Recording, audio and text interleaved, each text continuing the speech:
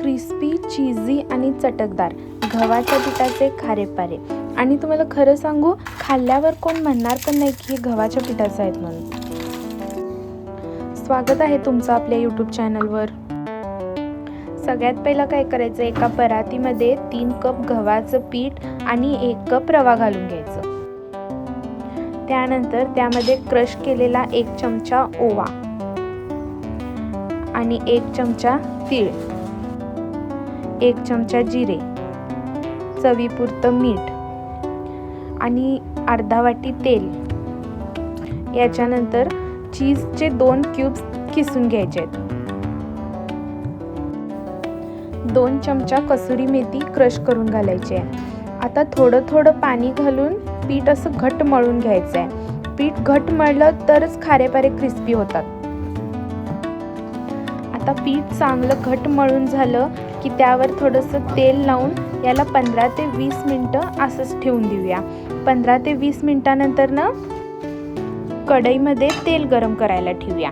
तेल इकडं गरम होत आहे तोपर्यंत आपण पिठाचे गोळे करून घेऊया. आता एक एक गोळ्यांना पातळ असं लाटून घेऊया. पातळ जास्त लाटेल तेवढे खारेपारे आपले क्रिस्पी होतात. चहासोबत किंवा मुलांच्या स्नॅक बॉक्ससाठी एकदम भारी आहे. लहान मुलांना तर एवढे आवडणार की एकदा खाल्ले तर परत परत मागतील.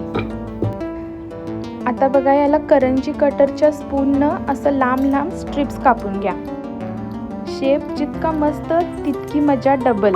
तुम्हाला हवा तसा शेप तुम्ही देऊ शकता. मी बघायला शंकरपाळीचं शेप दिलं. आता याला छान असं कट करून घ्या. तिकडं तेल गरम होत आहे. आता आपण याला तेलामध्ये तळून घेऊया. तुम्ही कधी बनवलेत का खारेपारे?